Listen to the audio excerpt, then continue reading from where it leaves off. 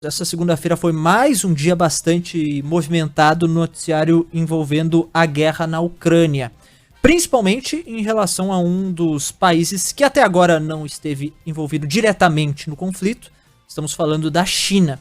A imprensa dos Estados Unidos noticiou que a Rússia teria solicitado equipamentos militares aos chineses e a Casa Branca ainda apresentou, em reunião com integrantes do governo da China, uma série de sanções que seriam aplicadas contra Pequim, caso ela decida ajudar a Rússia na guerra contra a Ucrânia. Bom, para entender melhor todo esse cenário envolvendo a China e, claro, todos os últimos acontecimentos da guerra na Ucrânia, a gente recebe agora o professor adjunto do Departamento de Relações Internacionais da UERJ e doutor em Ciência Política, professor Maurício Santoro. Professor, muito obrigado mais uma vez por atender a Band News FM. Uma boa noite para o senhor.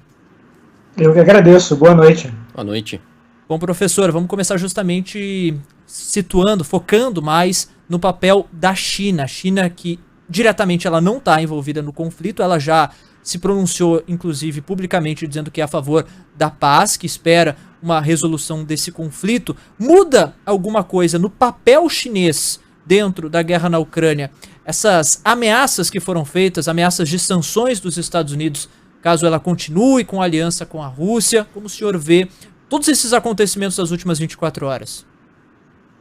Sem dúvida, muda bastante e vale ressaltar que hoje nós tivemos o pior dia para os mercados financeiros da China desde a crise de 2008.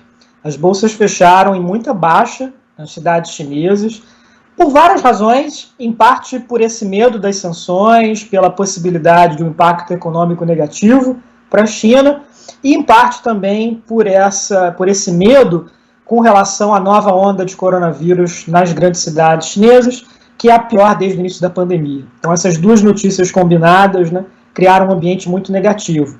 Mas o que nós estamos vendo agora, com essa pressão americana sobre o governo chinês, é uma possibilidade de que a China venha desempenhar um papel mais ativo no seu auxílio à Rússia. Quer dizer, até agora o que ela tem feito são algumas medidas de ajuda econômica para a Rússia, um discurso político que tem procurado um equilíbrio muito complexo, muito delicado, entre não apoiar a invasão russa da Ucrânia, mas evitar também criticar publicamente a Rússia. Uma posição, a gente até viu no Conselho de Segurança da ONU, às vezes a China ali em cima do muro se abstendo, não criticava a postura do governo de Vladimir Putin, mas também não apoiava diretamente, dizendo que essa ação era correta. Era, de fato, uma abstenção. Na avaliação do senhor, isso deve mudar a partir de agora? Poderemos ter um posicionamento chinês na ONU um pouco mais contundente pró-Putin? Ou esse apoio não será assim tão formal, tão velado frente a autoridades internacionais? Bom, a China se absteve nas duas votações que ocorreram até agora na ONU sobre a guerra na Ucrânia, tanto no Conselho de Segurança quanto na Assembleia Geral. Então isso é um sinal de que a posição chinesa está bastante consolidada e é difícil imaginar que a China vai mudar, pelo menos agora, no curto prazo. O que acontece? Essa proximidade política da China com a Rússia realmente é grande, ela é uma relação importante para os chineses, mas embora esse comércio com a Rússia seja significativo, o comércio com os Estados Unidos é mais de 3 vezes maior. E o comércio da China com a União Europeia é umas 5 vezes maior do que o comércio com a Rússia. Então a China tem muito a perder do ponto de vista econômico caso ela passasse para um apoio mais contundente, à guerra na Ucrânia, uma defesa ali mais assertiva das posições russas. Então ela vem tentando jogar esse equilíbrio. Agora, é um equilíbrio muito precário e nas suas mídias oficiais e nas suas redes sociais, o que o governo chinês tem feito é basicamente culpar os Estados Unidos e a União Europeia pela guerra, inclusive com uma retórica muito agressiva contra os americanos, acusando os americanos de terem acordos para fabricar armas biológicas na Ucrânia, difundindo, na verdade, ali desinformação, teorias da conspiração. Então, tem sido uma posição bastante contraditória, bastante tensa, e nitidamente os Estados Unidos não estão satisfeitos com isso e estão tentando mudar um pouco esse comportamento de Pequim, ou pelo menos obter garantias de que a China não passaria para um apoio explícito à invasão russa da Ucrânia. Agora, professor, esse apoio explícito, caso ele ocorra, ele tem um limite? Porque, por exemplo, volto nas primeiras, né, informações, primeiras notícias dessa semana. A imprensa dos Estados Unidos disse que a Rússia teria procurado a China pedindo um apoio militar, ou seja, ajuda militar na guerra contra a Ucrânia. Tanto a Rússia quanto a China negaram esse tipo de informação. O senhor acredita que há um limite? É possível a gente prever que hajam condições da China realmente auxiliar militarmente a Rússia dentro dessa guerra da Ucrânia? Alguns dias antes do início da guerra, os presidentes Vladimir Putin e Xi Jinping tinham se reunido e emitido uma declaração conjunta na qual eles diziam que a relação entre Rússia e China era uma amizade sem limites. Essa é uma fórmula muito inusitada, não é o habitual em nenhum tipo de diálogo diplomático. E o que nós estamos vendo com a guerra é que sim, há limites e há muitas restrições para essa amizade, para essa relação bilateral. É verossímil que a Rússia tenha pedido essa ajuda militar aos chineses, embora os dois governos tenham negado, e é verossímil por conta das dificuldades logísticas de suprimento que a Rússia tem enfrentado nestas quase 3 semanas de guerra. Agora, é possível que a China auxilie militarmente a Rússia? Seria viável, contanto que a China se restringisse ao tipo de ajuda militar. Ela poderia fornecer, por exemplo, alimentos e remédios ao exército russo, mas não armamento sofisticado. Inclusive, há relatos de que uma das coisas que os russos teriam pedido ao governo chinês teriam sido aquelas rações prontas, né, que os soldados utilizam na frente de batalha, que os soldados levam para combate. Se isso de fato foi verdade, mostra um nível de despreparo logístico muito grande das forças armadas russas para essa campanha na Ucrânia. Se isso realmente aconteceu, seria um indicador de que os militares russos teriam se planejado para uma guerra muito curta e que agora estariam com essas dificuldades de abastecimento. Professor, a China é uma grande potência, né, e pode ter um papel um pouco de mais protagonismo nessa crise toda. Os Estados Unidos também é uma superpotência econômica. A Rússia não é uma superpotência econômica, está aqui, segundo o FMI, é a 12ª economia do mundo, mas é uma potência militar bastante relevante, e isso é uma preocupação, evidentemente. Mas quem tem mais a perder neste momento, até direcionando essa pergunta do ponto de vista da China? Porque o Ocidente tem muito a perder, já está perdendo muito, é só ver a disparada do preço do petróleo com essa guerra entre Rússia e Ucrânia. A Rússia é importantíssima nesse setor. A Rússia tem muito a perder porque está sofrendo sanções de todos os lados. E do ponto de vista da China, para além dessas sanções que o Ocidente pode impor, caso ela apoie a Rússia de forma mais contundente, a China tem muita coisa a perder neste conflito e por isso ela acaba se abstendo? Ou se a China tem uma medida, começa a tomar medidas que eu não imagino tomando, né, se aliando um pouco mais ao Ocidente, existe essa possibilidade para que ela perca menos com toda essa crise? Bom, a China tem muito a perder porque ela tem uma economia que depende muito da integração com o Ocidente, pelo comércio, pelos investimentos, pelo acesso à tecnologia. E os chineses, evidentemente, estão observando os efeitos extremamente negativos das sanções internacionais contra a Rússia. A economia russa é grande, em torno de $1,5 trilhão, ela é comparável à economia brasileira, mas é uma economia um tanto frágil na sua inserção internacional, porque basicamente o que os russos exportam para o resto do mundo é petróleo, gás natural, fertilizantes, algumas commodities agrícolas. Quer dizer, a gente está vendo que é relativamente fácil impor um custo econômico muito grande à Rússia. Com toda a probabilidade, a economia russa vai mergulhar numa grave recessão em 2022. As estimativas que eu tenho visto nos bancos de investimento americanos são de uma queda do PIB russo entre 5% e 10%, o que seria a pior crise russa desde o final da União Soviética. E há um risco também que o governo russo perca o controle sobre a sua moeda, né, dada essa desvalorização muito acelerada do rublo, e mergulhe numa espiral de hiperinflação. No caso da economia chinesa, ela é muito maior do que a Rússia, né? Quase 10 vezes maior. Mas ela também depende muito mais desse comércio externo, que é alguma coisa em torno de 1/3 do PIB chinês. seria mais difícil a gente imaginar sanções profundas do Ocidente contra a China, porque o Ocidente também precisa muito desse comércio com os chineses.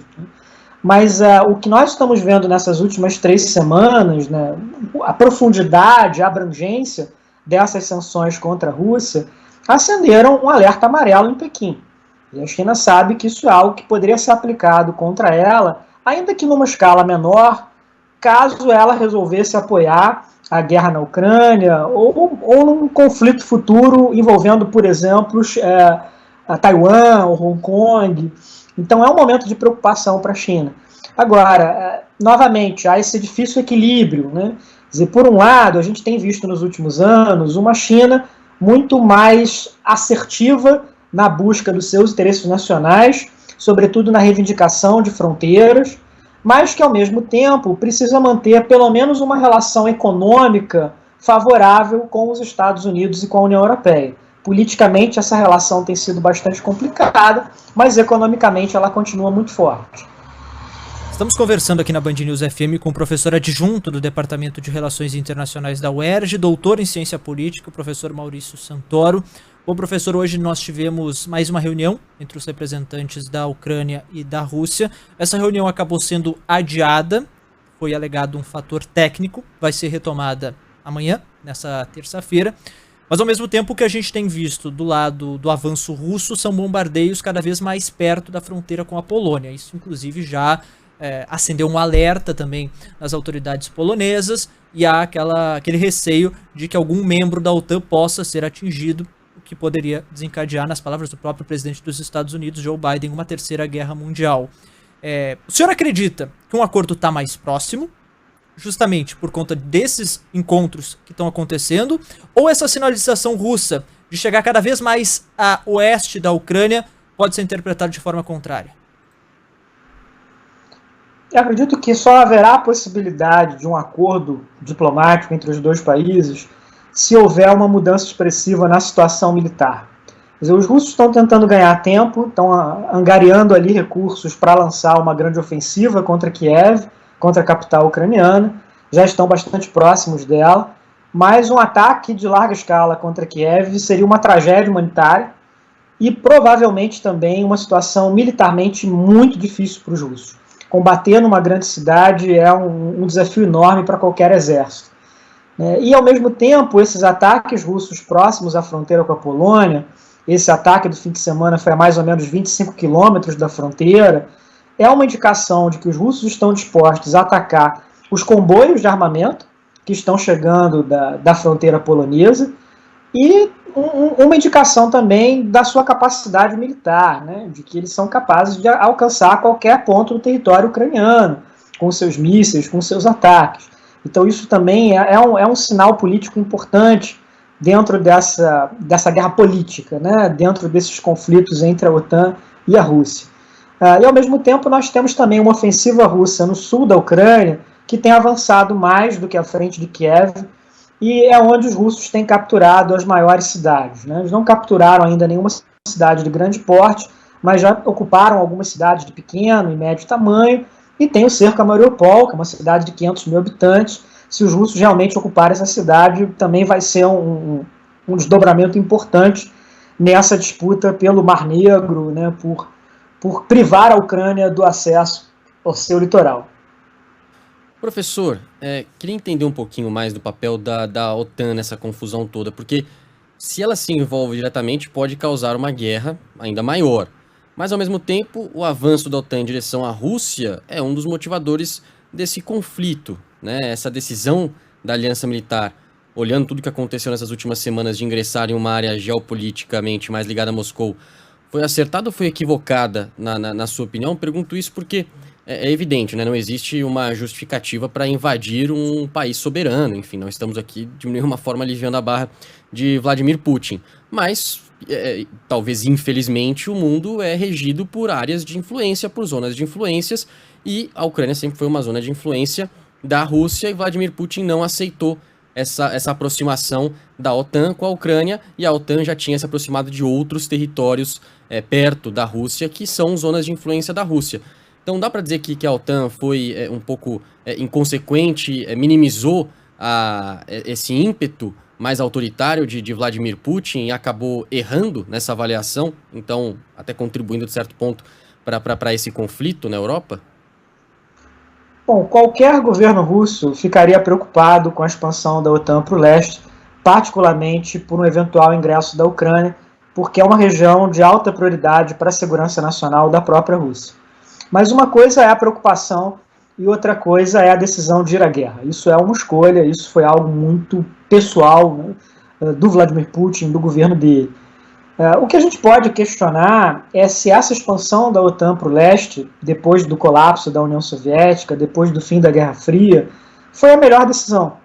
Havia outras ideias sendo discutidas nos anos 90.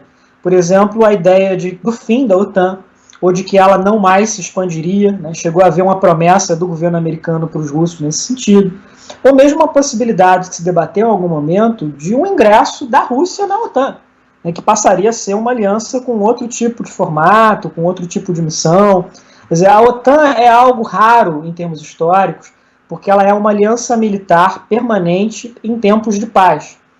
Isso só aconteceu uma vez na história europeia, que foi ali nos anos que antecederam a Primeira Guerra Mundial, né, que se tinha ali dois grandes sistemas de aliança dividindo o continente.